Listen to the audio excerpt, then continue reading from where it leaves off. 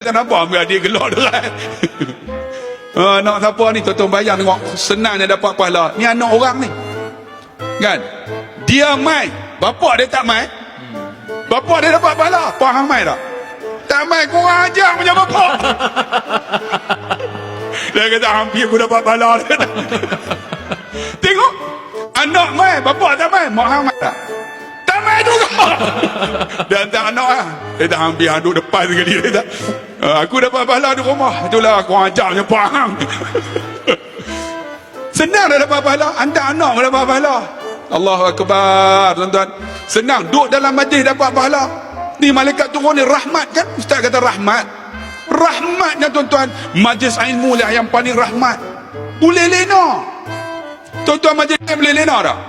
Bagi salam yang tak lena lah. Rahmatnya. Mana ada majlis lain boleh lena?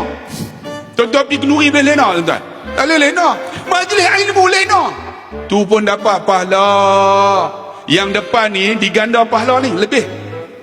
Hak belakang lambat sikit lah. Dulu tak tahu kan. Tapi pahala dapat juga. Menunjukkan senang dia dapat pahala.